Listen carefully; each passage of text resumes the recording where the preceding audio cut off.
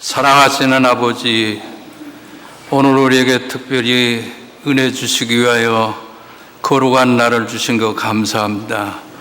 오늘도 말씀을 받아들이기에 합당한 마음들 되어지도록 도와주시옵소서. 예수님의 이름으로 기도하옵나이다. 아멘. 안녕하십니까 하고 인사하세요. 옆에 분하고. 반갑습니다. 그래서 우리나라 사람들의 인사는 안녕이에요. 안녕. 왜 그럴까? 안녕치 못한 일들이 너무너무 많으니까. 그래서 일주일 동안도 안녕하셨는가 아마 그런 인사들을 하는 것 같아요. 미국 사람들은 하와이유 그래요. 하와이유 하면 I'm glad to meet you 그래요. 만나서 반갑다 그래요. 또 유대인들은 샬롬 그럽니다.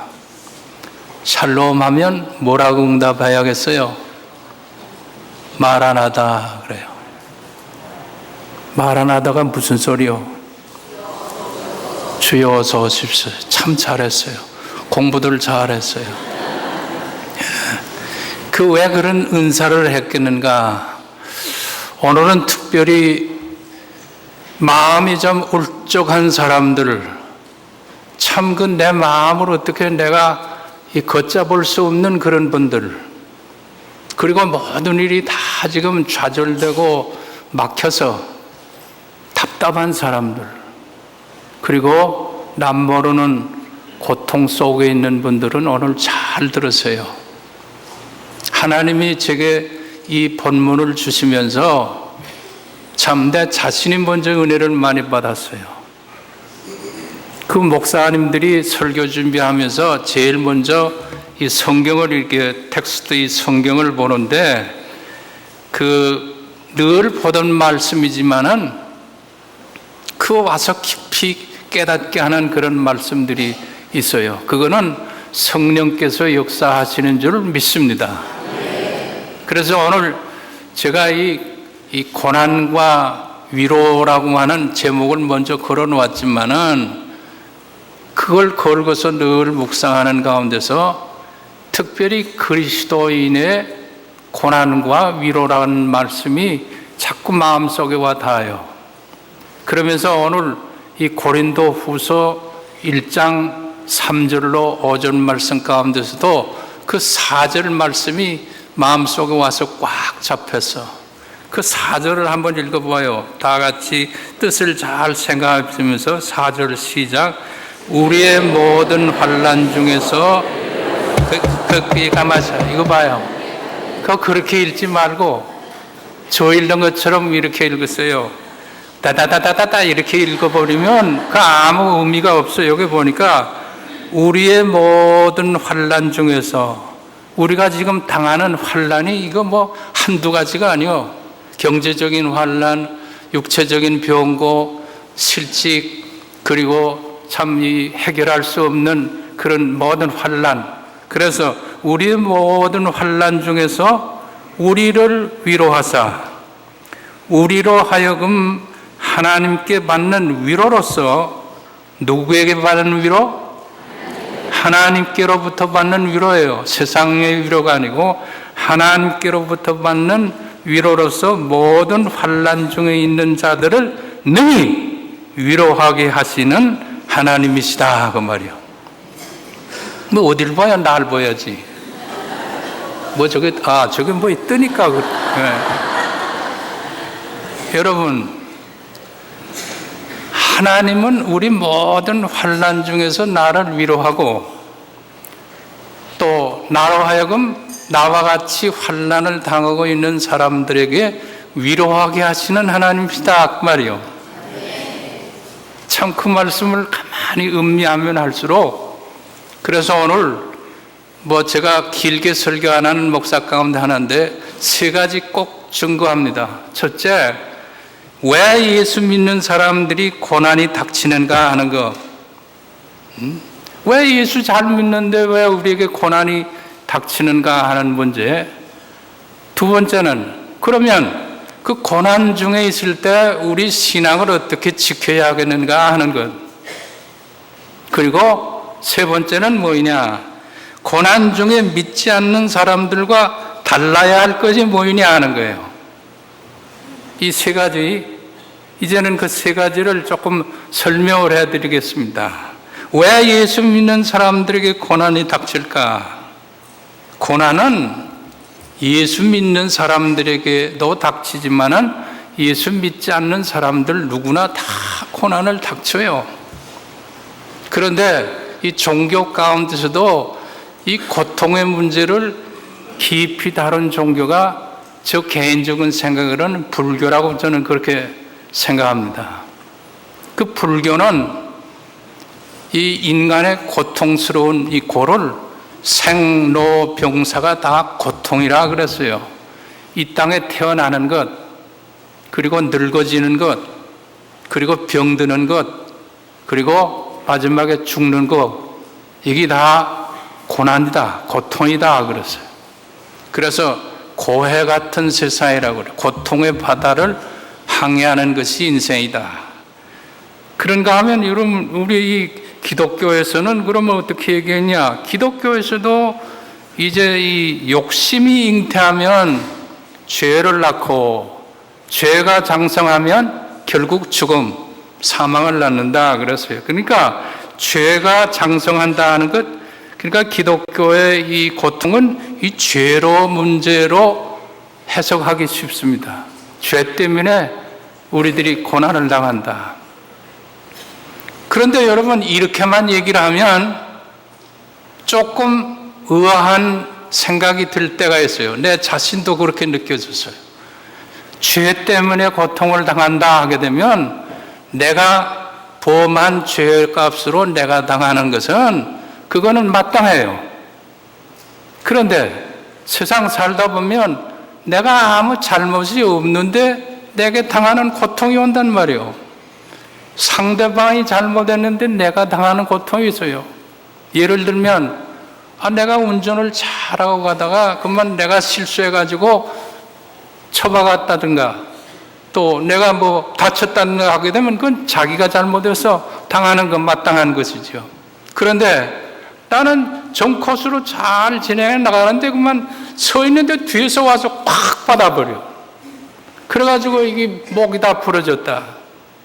그러면 여러분, 분명히 이거 뭐예요? 내 잘못이요? 다른 사람 잘못이요? 다른 사람이 잘못이요. 그것도 그럼 내 죄값이라고 얘기할 수가 있겠는가? 유대인들은 대부분 죄 때문이라 그랬어요. 그런데 내 잘못도 아니고 남의 잘못도 아니고 또 다른 이거 이해할 수 없는 고통이 우리에게는 있습니다. 그게 뭐예요? 여러분, 태어나면서부터 미숙아나 장애자로 태어나는 그 사람들 보세요. 우리 주변에 보면요, 그 누가 거두어주지 못하면 살 수 없는 그런 전응아들, 또 이 장애인들이 얼마나 많습니까? 그분 그 본인이 잘못된 거 있습니까? 아니면 뭐 그래서 예수님 앞에서도 어느 날 나면서 소경 들린 사람을 이 바리새인들이 시험하느라고, 아니 이 어린애가 이 나면서부터 소경이 됐는데 그거는 본인의 죄입니까? 아니면 부모의 죄입니까? 물었던 일이 있어요. 그럴 때 예수님 뭐라고 그래요? 이거는 본인의 죄도 아니고 부모의 죄도 아니고 하나님께 영광을 드러내기 위한 고난이다 그랬어요. 그러니까 이건 세상 사람들은 모르는 고난이 하나 있는데 그게 뭐냐? 하나님과의 관계에서 이루어질 수 있는 그런 고난이 우리에게는 있다. 그래서 그리스도인의 고난은 내 자신이 잘못했으면 진실된 마음으로 하나님 앞에 나와 회개하면 되고, 다른 이웃이 내게 손해를 끼치다든가 고통스러운 일을 했으면 그 이웃과 이웃의 죄를 용서하고 사해주면 그건 해결되지만은 하나님과의 관계에서는 이거 어떻게 하겠는가? 그것이 뭐예요? 우리보다 앞선 믿음을 가지고 산 사람들 가운데 이런 고통을 당한 사람 두 사람이 있어요. 구약에 보면 욥입니다. 또 신약에 보면 오로지 복음을 증거하기 위해 평생을 결혼도 하지 아니하고 가정도 안 꾸린 사도 바울이. 여러분 욥을 생각해 보세요. 욥이 왜 그런 고난을 당했어요? 욥은 많은 사람들로부터 존경을 받았습니다. 그리고 10남매, 10남매를 둔 다복한 가장이었어요.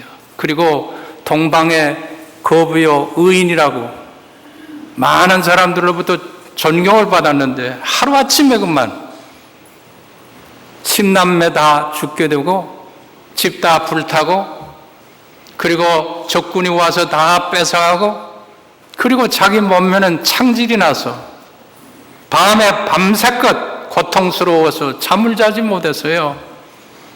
그럴 때 우리 친구들은 분명히 와서 얘기합니다. 야, 너 아무래도 내가 비밀스러운 뭔가 죄를 졌기 때문에 이런 고난이 내게 오는 거 아니냐? 토해내라, 자복해라. 그랬지만은 여러분 욥이 하나님 앞에 무슨 이 비밀스러운 죄를 보면서 그랬습니까? 그래서 참 욥이 끝까지 이 고통 속에서 어떻게 자기의 믿음을 지키는가 하나님을 바라보면서 나에게 주셨던 이도 여호와 하나님이시고 다시 찾아간 이도 여호와 하나님이시니 하나님의 이름이 영광을 받을지어다 그랬어요. 이거 참 보통 신앙이 아닙니다.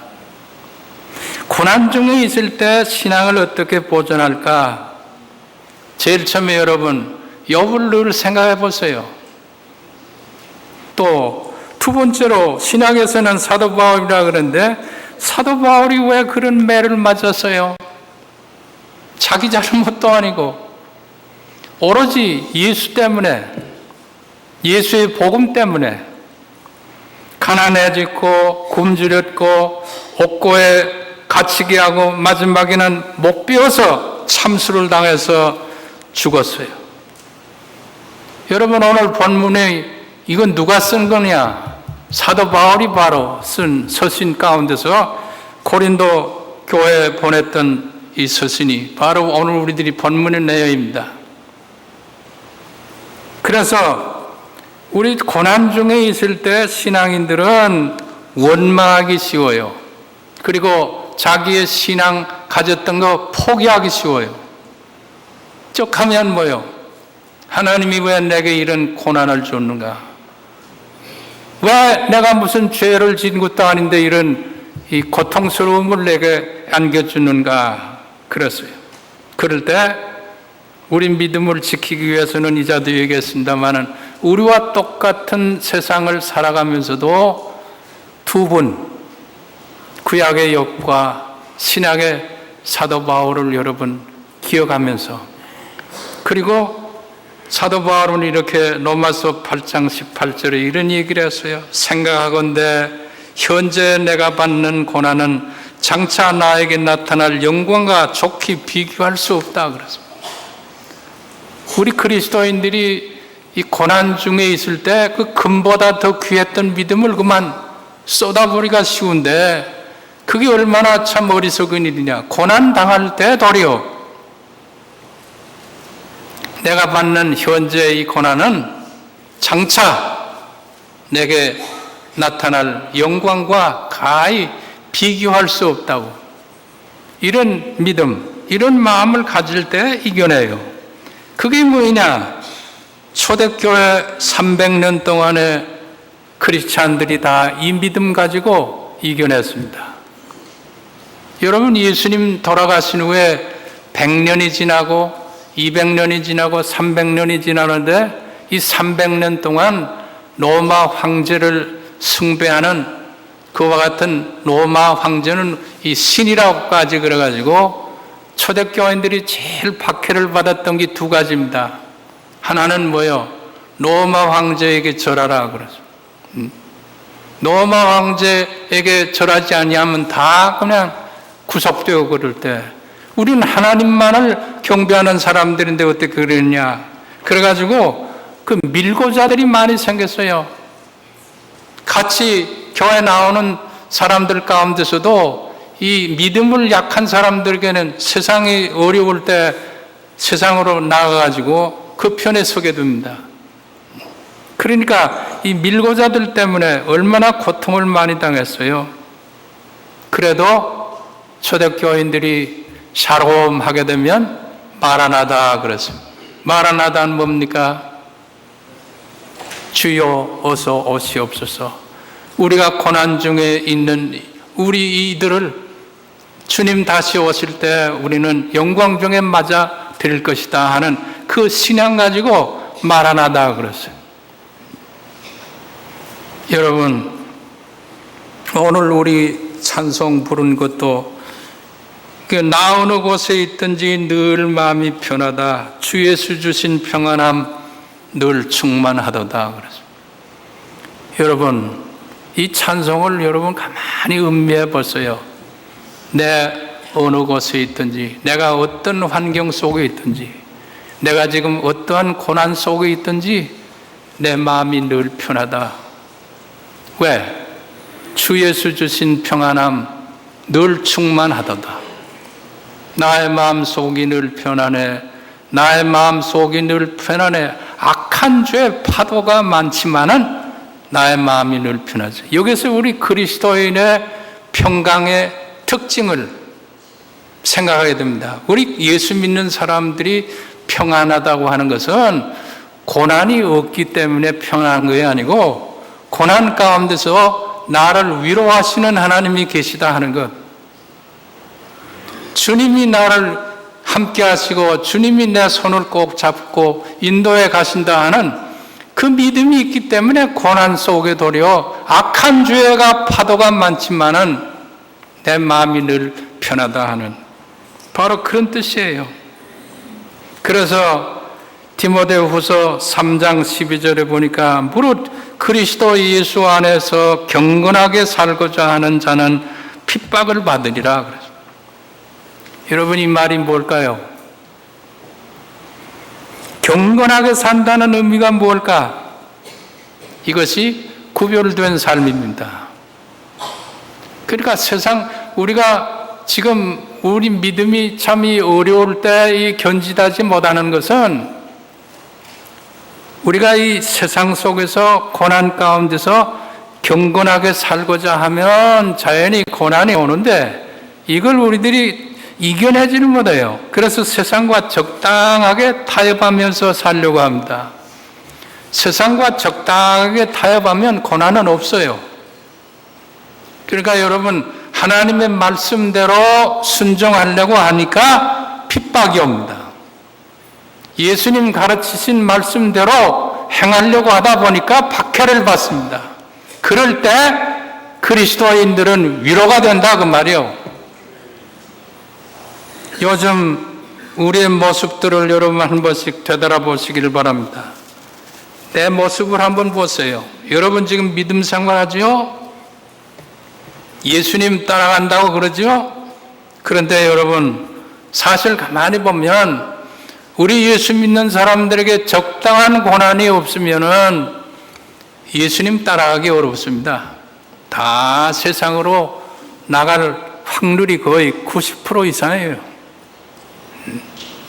그러나 하나님이 우리들에게 어떤 고난이든지 고난 속에서 우리는 낙심하지 아니하고 위로를 받는데 그 위로가 뭡니까? 예수님이 제자들에게 분명히 얘기했어요.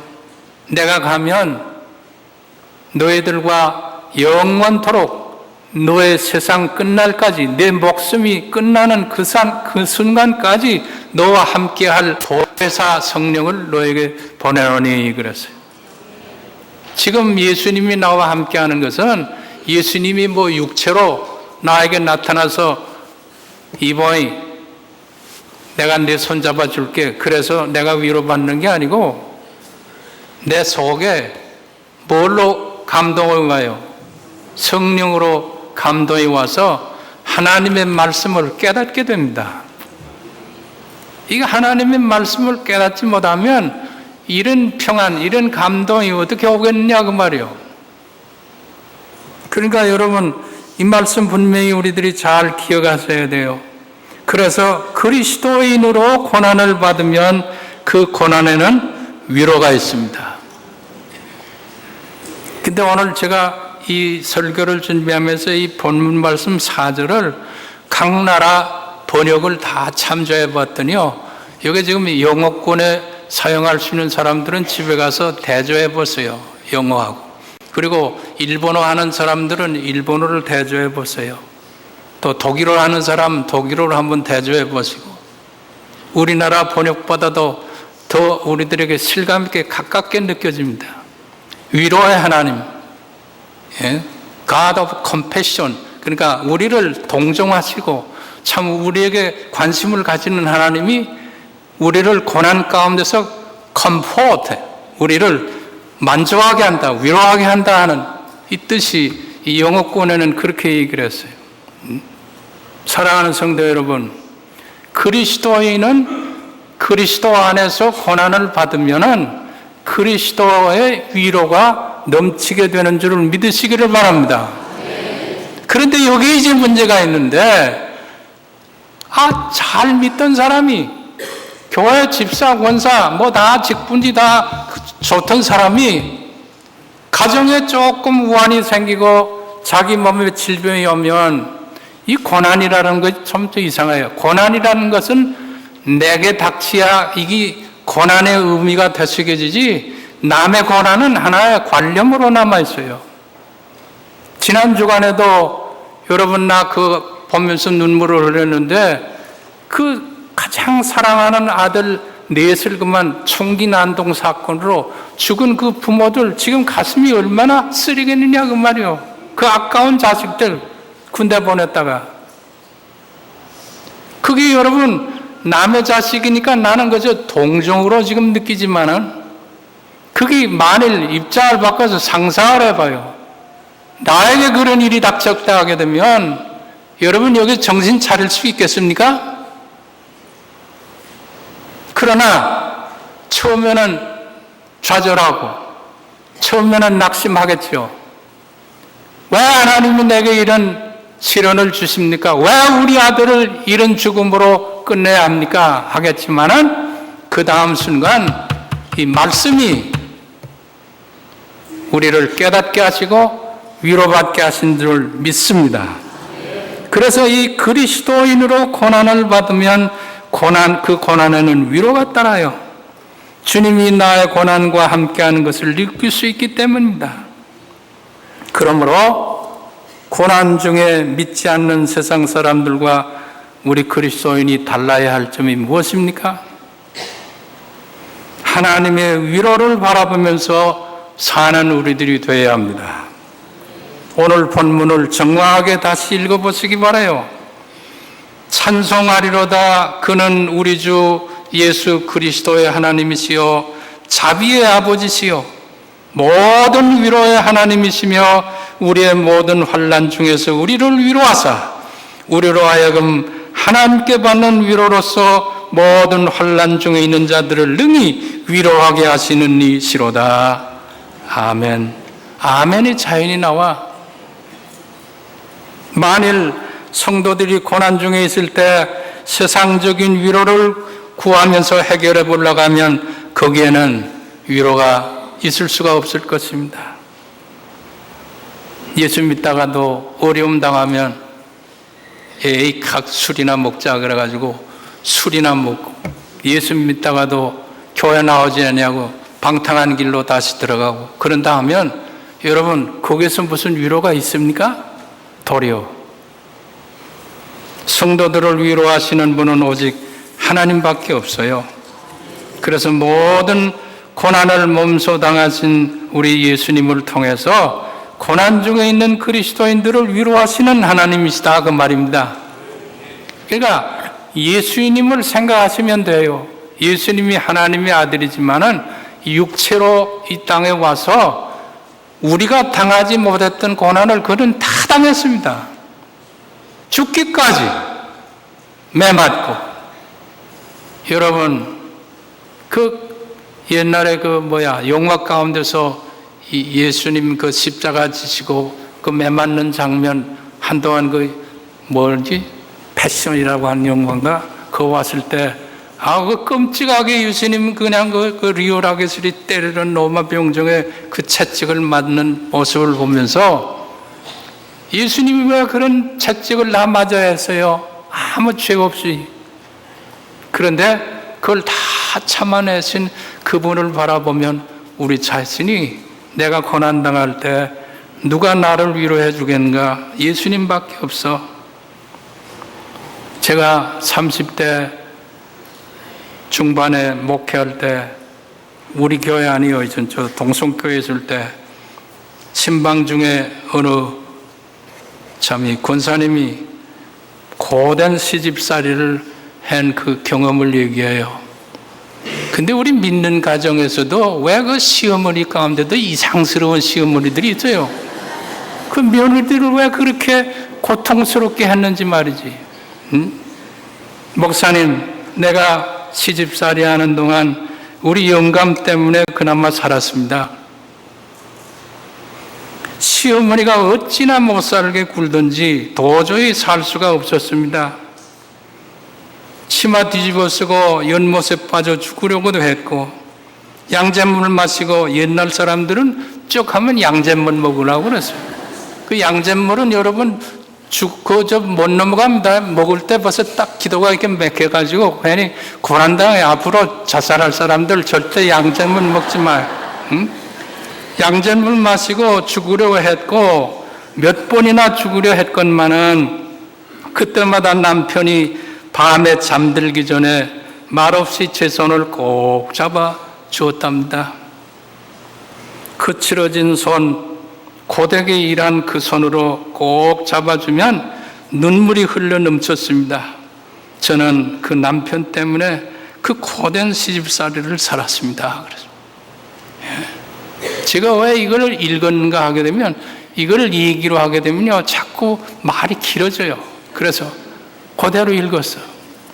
제가 이걸 얘기하면서 얼른 이런 생각이 들어요. 우리가 지금 영적으로 보면 세상이라는 못된 시집살이를 지금 하고 있어. 고난이라고 하는 못된 시어머니 매일 시달리면서 사는 거예요, 우리들이요. 예수 믿는 사람들에게 고난이 없으면 얼마나 좋겠는데, 사실 믿지 않는 사람들보다 우리는 더 고난을 당해요. 이 고난이라고 하는 이 시어머니, 이 고약한 시어머니 아닙니까? 하지만 고난 중에 세상 사람들과 달라야 할 것은 주님의 손길을 느껴야 합니다. 말씀대로 살려고 하면 할수록 가정, 비난, 조롱, 멸시, 천대, 지금도 마찬가지요. 그럴 때일수록 주님의 손길은 우리를 붙잡아 주십니다. 고난이 크고 많을수록 예비된 위로도 더욱 풍성하기 때문이에요. 하나님은 자기의 자녀들이 험하고 악한 세상에서 고난당할 때 성령을 통해서 지금도 위로하시는 하나님이신 줄을 믿으시기를 바랍니다. 그래서 이사야서 46장 3절로 4절에 이렇게 기록되어 있죠. 야곱의 집이여, 이스라엘의 남은 모든 자들이여, 내게 들을지어다. 배에서 태어남으로부터 내게 안겼고 태소남으로부터 내게 업힌 너예요. 너희가 노년에 이르기까지 내가 그리하겠고 백발이 되기까지 내가 너를 품을 것이라. 내가 지었은즉 내가 업을 것이요 내가 품고 구하여 내리라. 그래서 백발이 되기까지 버리지 않는다 그래서. 여러분, 세상은요 늙으면 다 버려요. 나도 이젠 백발이 됐는데 참 억울해, 가만 보면. 응? 여러분, 젊은이들이, 노인들이 키우면 좋아합니까? 자연이 다 가라고 그래요. 그리고 따돌려요. 그러나 우리 하나님은 내가 너 검은 머리일 때도 너와 함께 했지만은 백발이 돼도 내가 너와 함께하리라. 이 말씀이요. 그래서 이제 결론입니다. 그리스도인의 고난과 위로에는 목적이 있어. 하나님이 왜 우리를 고난 가운데서 이렇게 연단하시는가? 거기에는 첫째 목적은 구원에 이르게 합니다. 우리로 하여금 구원에 이르게 해요. 사람이 부족함이 없으면 하나님을 찾게 되지 아니합니다. 틀림없어요. 여러분, 세상에서 남이 갖지 못한 거 다 가지고 누리고 있는 사람 치고 믿음 생활할 만한 사람 거의 없다. 저는 그렇게 단언해도 돼요. 우리가 뭔가 이 고난 가운데 있기 때문에 하나님 앞에 더 가까이 나오게 되는 거 아닙니까? 여러분은 어떤지 몰라도 나는 병들면, 내 몸이 약하면 기도가 더 진해져요. 진해진다는 말이 뭔지 몰라요? 예, 건성으로 기도하는 게 아니고 참, 그러면 자연히 뭐요? 그렇게 기도하면 내 기도가 아니고 그 다음엔 하나님이 말씀으로, 야, 이런 말씀 저런 말씀이 떠올라. 그래서 하나님의 위로는 세상에 주는 위로와 같지 아니하고 내가 주는 평안은 세상에 주는 평안과 같지 아니하다 그랬어요. 여러분, 세상에 주는 평안은 제일 먼저 주는 평안이 뭐요? 돈이요. 참, 세상에서는 돈 있으면 제일 좋아. 그런데 여러분, 그것만 가지고 되지 않는 경우가 마지막에 있어요. 그래도 여러분, 되지 않는 경우 그래도 난 그거라도 누려보고 싶다 하는 사람은 손 들어봐. 참, 세상에서는 돈이 위로합니다. 그러나 여러분, 이 다음에 늙어보세요. 그리고 병들어 보세요. 그리고 수술대 한번 들어가 보세요. 그 돈이 여러분 위로합니까? 정말로 여러분 모아놓은 재산이 여러분 수술대 오를 때, 야, 평안하다, 재물이 그렇게 얘기를 합니까? 이거 참. 그래서 첫째, 그리스도인의 위로에게는 첫째 목적은 나로 하여금 구원에 이르게 하고, 두 번째는 다른 사람들을 위로하게 하십니다. 또 다른 나와 같은 고난 속에 있는 사람에게 찾아가서 위로하게 돼요. 그래서 이것을 동병상련, 한문은 그렇죠. 슬픔을 겪어본 사람이라야 슬픔을 겪은 사람을 이해할 수 있다 그 말이에요. 여러분, 사랑하는 성도 여러분, 제가 이제는 얘기할 말은 다 했어요. 고난을 많이 겪어본 사람이라야 고난당하는 사람에 가가지고 위로가 됩니다. 아파보지 않은 사람이 아픈 사람에 가가지고 아무리 위로해보세요. 되질 않아요. 그런 의미에서는 제가 2부에도 얘기했습니다. 우리 집 사람은 질색이에요. 강단에서 집안 얘기하게 되면 당신 그 주책이야 자꾸 그러는데, 그래도 할 수밖에 없어. 우리 장모님을 내가 봐서. 장모님이 제가 40년 동안 같이 모셨는데요. 나는 6.25 때 그 16살에 우리 어머니하고는 우리 아버님이 교회 목회하다 보니까 공산당 밀려오니까 교인들이 다 같이 있는데 어떻게 자기 가족만 홀딱 나가겠어요? 그래서 우리 형님하고 나하고 남자들만 잠깐 동안 나갔다 오라 했는데 이미 벌써 60여 년 이 세월이 흘러갔어. 그래서 결혼하고 장모님을 계속 모셨는데요. 나는 뭐 장모님과 우리 친어머니하고 구별이 없어 지금. 도리어 40년 동안 또 살았으니까. 근데 우리 장모님이 어떤 장모님이냐, 26살에 아들 하나 딸 하나 놓고서 남편이 그만 사고로 먼저 세상을 떠났어요. 26살에 과부가 돼서 두 자녀 키우느라고 얼마나 많은 수고를 했겠어.